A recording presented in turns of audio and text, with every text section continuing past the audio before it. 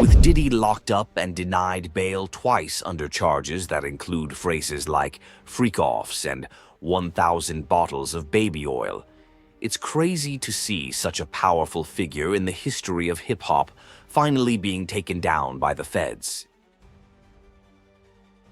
For decades, the label's CEO, who had relationships and stories with everyone, is now facing his reckoning. Rap is a genre full of artists who speak their minds, unafraid to call each other out. Despite Diddy's power and influence, many artists associated with him have been making accusations for years. Nas famously took shots at Diddy in his Jay-Z diss Ether. This feud could be traced back to Suge Knight's problems with Bad Boy and Tupac's beef with Biggie. When I say Puffy, it's a Puffy stream word on my life. Puffy trying to see me weak, hearts are getting bob like a bitch. To hide that fact, he did some shitty shit to did, so we ride for that. Pac even depicted Diddy as a cross-dresser on the back cover of his Machiavelli album. Rappers like Mace, who have distanced themselves from the industry, have been giving us hints for years. He once joked about Diddy releasing a gospel album, comparing it to RuPaul doing the same. So, why hasn't anyone come out to call Diddy out more directly? Why did the whole industry keep these secrets, laugh them off, and move on? You say, I like when you do it like that, Daddy, when you're scrambling and scraping for shit. Hey, man. Diddy got to the level of power he did because he played a specific role in the industry. Essentially, he became the Epstein of the music world, gatekeeping opportunities in exchange for secretly recording artists and powerful figures at his parties. It's not just they go into these parties and they get drugged and drunk and then they do something with like an underage person in a room and get filmed. It looks like what's happening is actually just an agreement. What are you willing to do to get everything you'd ever wanted, right? And if the answer to that is, I'm willing to kill someone, they're like, okay, we're gonna film it, you're gonna kill someone, and then we own you because we can always release that.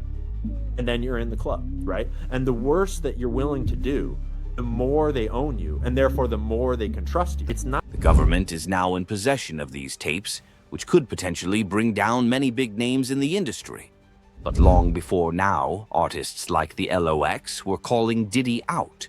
As early as the 2000s, they went on Hot 97, demanding to be freed from their bad boy contracts, feeling trapped by Diddy's manipulative business deals. Don't sit here and portray like Puff took nothing from y'all. Puff, what is it? What is it? What do you call it? If it's 10 years and what do you call it? We made one record with you. Money, power, respect. It's 10 years later and you still got half of our publishing. This was one of the first major calls for accountability, painting Diddy as a shady businessman.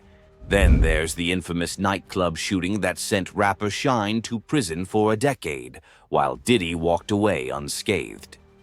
Shyne has repeatedly accused Diddy of betrayal.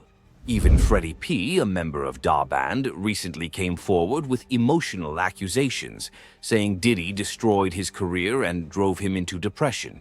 Other artists like Black Rob and CeeLo Thomas shared similar stories of mistreatment.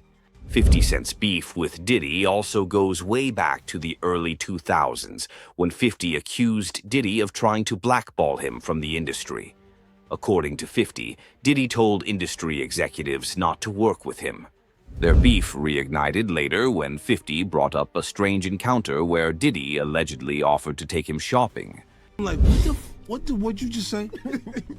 Let me move, man, before I do something. You're gonna make me mess up the way. 50 Cent never let it go, trolling Diddy on social media and implying that Diddy may have had a hand in Biggie's death.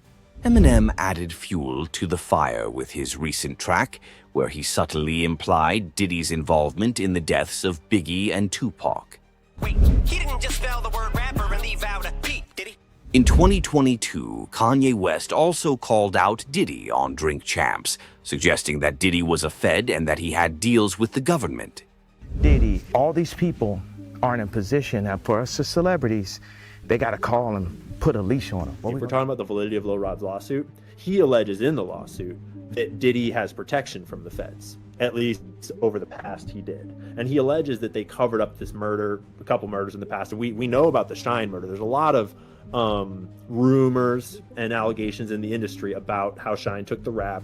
And so there's just like, there's evidence of the feds protecting him for a lot of his career. This might have been the moment Diddy started biting the hand that fed him, leading to his current downfall.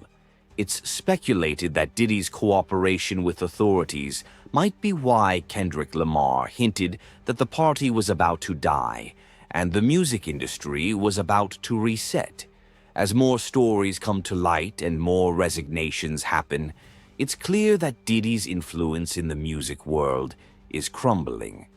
There's even speculation that Diddy might end up silenced, similar to Epstein, before he has the chance to bring down everyone involved.